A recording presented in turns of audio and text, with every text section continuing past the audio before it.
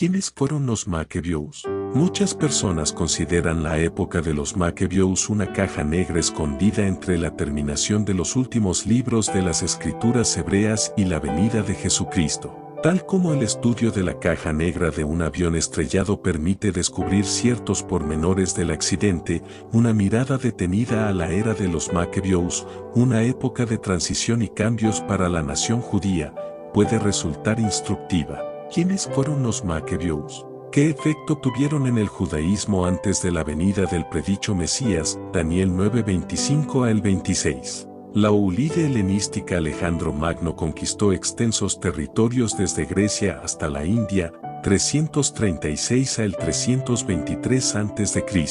Su vasto imperio propició la difusión del helenismo, es decir, la lengua y la cultura griegas. Los matrimonios de sus oficiales y soldados con las mujeres natives resultaron en que la civilización griega y las culturas locales se mezclaran. Tras la muerte de Alejandro, sus generales se repartieron el reino. A comienzos del siglo II a.C., Antíoco III de la dinastía griega de los Eleusidas, que gobernaban en Siria, conquistó Israel, hasta entonces bajo los Ptolemaos, reyes helénicos de Egipto. ¿Qué influencia tuvo el dominio helenístico en los judíos de Israel? Cierto historiador escribe, dado que los judíos no podían evitar el contacto con sus vecinos helenizados, y menos aún con sus propios hermanos del extranjero, se hizo inevitable la absorción de la cultura griega. Con solo respirar, en el periodo helénico, se absorbía la cultura griega. Los judíos comenzaron a utilizar nombres griegos y adoptaron las costumbres y el modo de vestir helénicos en distintos grados. De manera casi imperceptible, la asimilación se hacía cada vez más fuerte. Entre los judíos más receptivos a la influencia helénica se hallaban los sacerdotes. Para muchos de ellos, aceptar el helenismo permitiría modernizar el judaísmo. Uno de los que pensaban así era Jasón, llamado Josué en hebreo, hermano del sumo sacerdote Onías III. Durante un viaje de este a Antioquía, Jasón ofreció a las autoridades griegas un soborno. ¿Con qué fin? Inducirlas a nombrarlo sumo sacerdote en lugar de Onías. El gobernante seleucida griego Antíoco Epífanes 175 al 164 a.C. aceptó enseguida la oferta. Antes de eso, los soberanos griegos nunca habían intervenido en los asuntos del sumo sacerdocio judío, pero Antíoco necesitaba fondos para las campañas militares. Además, le agradaba contar con un líder judío que promoviera activamente la helenización. Atendiendo un pedido de Jasón, Antíoco concedió a Jerusalén la categoría de ciudad griega, polis. Y Jasón construyó un gimnasio donde jóvenes judíos, incluso jóvenes sacerdotes, competían en los juegos. La traición engendró traición. 3 años más tarde, Menelao, quien posiblemente no era de linaje sacerdotal, ofreció un soborno más elevado, y Jasón huyó. A fin de pagar a Antíoco, Menelao tomó grandes sumas de dinero de la tesorería del templo. Puesto que Onías III, quien vivía en el exilio en Antioquía, lo denunció por ello, Menelao mandó asesinarlo. Cuando se corrió el rumor de que Antíoco había muerto, Jasón volvió a Jerusalén con 1000 hombres para quitarle a Menelao el puesto de sumo sacerdote. Pero Antíoco no estaba muerto. Al enterarse de la acción de Jasón y de los disturbios que los judíos causaban en desafío a su política helenizadora, Antíoco respondió con severidad. Antíoco toma medidas Macabeos, Mouschepermen escribe, aunque no hay constancia explícita de ello, parece ser que Antíoco llegó a la conclusión de que había sido un error político conceder libertad religiosa a los judíos. Opinaba que la última rebelión que había estallado en Jerusalén no se debía a motivos puramente religiosos, sino que se debía al clima proegipcio reinante en Judea, y que tales sentimientos políticos se habían traducido en actos violentos justamente porque los judíos, un caso único entre sus súbditos, habían buscado y obtenido un importante grado de separatismo religioso. Decidió acabar con esa situación. El estadista y estudioso israelí A.B. Eben resume lo que sucedió a continuación. Durante los años 168 y 167 a.C., en rápida sucesión, hubo masacres de judíos, el templo fue saqueado y la práctica de la religión judía fue proscrita. La circuncisión, al igual que la observancia del sábado, se convirtieron en ofensas penebels con la muerte. El insulto mayor llegó en diciembre de 167 cuando por orden de Antíoco se erigió un altar a Zeus dentro del templo, y se exigió a los judíos que sacrificaran carne de cerdo declarada impura por la ley judía al dios de los griegos. Durante ese periodo, Menelao y otros judíos helenizados continuaron en sus puestos y oficiaron en el templo profanado. Aunque muchos judíos aceptaron el helenismo, un nuevo grupo autodenominado Hasidim, los piadosos, promovía una obediencia más estricta a la ley de Moisés. El pueblo llano, indignado con los sacerdotes que se habían helenizado, se ponía cada vez más del lado de los Hasidim.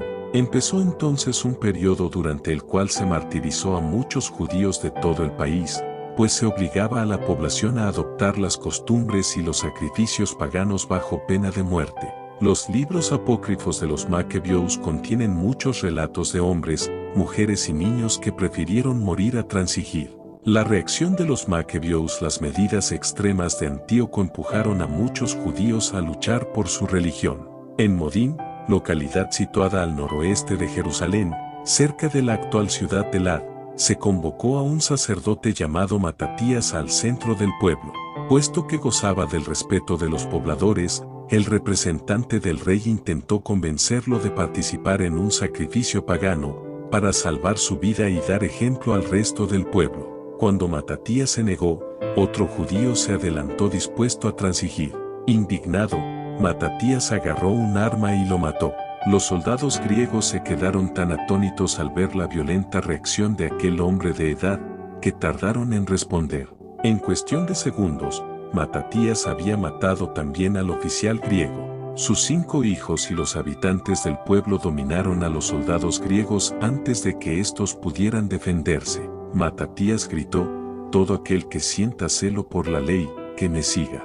Para escapar de las represalias, él y sus hijos huyeron a la región montañosa. Al difundirse las noticias de sus actos, muchos judíos, incluidos numerosos Hasidim, se unieron a ellos. Matatías puso a su hijo Judas al frente de las operaciones militares. Tal vez debido a su destreza militar, a Judas lo llamaron Macabeo, que significa martillo. A Matatías y sus hijos se les llamaba Asmoneos, nombre derivado de la ciudad de Esmono de un antepasado con ese nombre, Josué 15:27.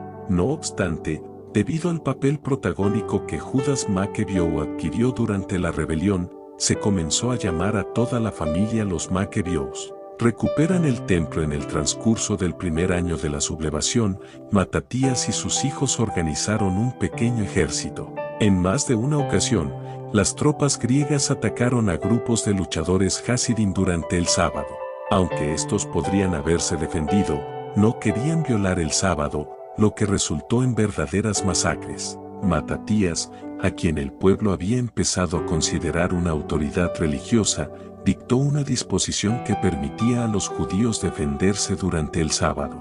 Aquello dio un nuevo impulso a la sublevación, y además fijó la pauta dentro del judaísmo de permitir a los dirigentes religiosos adaptar la ley judía a los cambios de circunstancias. El Talmud refleja esa tendencia en una declaración escrita con posterioridad, que profanen un sábado para que santifiquen muchos sábados, Yoma 85b. Tras la muerte de su anciano padre, Judas Macabeo se convirtió en el caudillo indiscutido de la sublevación. Consciente de que no tenía posibilidades de vencer al enemigo en batallas en campo abierto, ideó nuevos métodos, similares a los de las guerrillas de la actualidad. Atacaba las fuerzas de Antíoco en lugares donde no podían recurrir a sus métodos de defensa acostumbrados. De ese modo, en una batalla tras otra logró derrotar a ejércitos mucho más numerosos que el suyo. Ante las rivalidades internas del Imperio Seleucida y el poder creciente de Roma, los gobernantes se preocuparon menos por hacer cumplir los decretos antijudíos. Eso allanó el camino para que Judas avanzara hasta las mismas puertas de Jerusalén.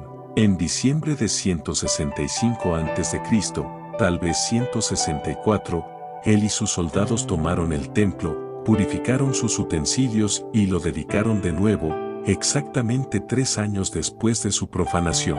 Los judíos conmemoran aquel suceso todos los años en la Hanukkah, esto es, fiesta de la dedicación. Los objetivos de la sublevación se habían alcanzado. Se levantaron las prohibiciones contra la práctica del judaísmo, y se reanudaron el culto y los sacrificios en el templo. Satisfechos, los Hasidim abandonaron el ejército de Judas Maccabeus y regresaron a sus hogares. Pero Judas tenía otros planes. Dado que contaba con un ejército bien preparado, ¿por qué no utilizarlo para establecer un Estado judío independiente? Las aspiraciones políticas reemplazaron a los motivos religiosos que habían impulsado la sublevación. Por consiguiente, la lucha continuó, con el objeto de obtener apoyo para su lucha contra la dominación seleucida. Judas Maccabeus firmó un tratado con Roma. Si bien perdió la vida en una batalla en 160 a.C., sus hermanos continuaron la lucha. Su hermano Jonatán se las ingenió para que las autoridades seleucidas aceptaran su nombramiento como sumo sacerdote y gobernante de Judea, aunque permanecería bajo su soberanía. Cuando Jonatán fue traicionado, capturado y asesinado en una conspiración siria, su hermano Simón, el último de los hermanos Maccabeus, asumió el poder. Bajo su gobierno se eliminaron los últimos vestigios de la dominación seleucida en 141 a.C. Simón renovó la alianza con Roma, y los dirigentes judíos lo aceptaron como gobernante y sumo sacerdote. Así se instaló una dinastía asmonea independiente en manos de los Maccabeus. Los Maccabeus restablecieron el culto en el templo antes de la venida del Mesías. Compárese con Juan 1:41, Juan 1:42, Juan 2:13 al 17. Pero si la confianza en el sacerdocio se había roto debido a las acciones de los sacerdotes helenizados, bajo los asmoneos sufrió embates aún mayores. En efecto, contar con un gobierno de sacerdotes politizados, en lugar de con un rey de la línea del fiel David, no redundó en verdaderas bendiciones para el pueblo judío. Segunda de Samuel 7:16, Salmo 89:3, a el Salmos 4:35 al 36.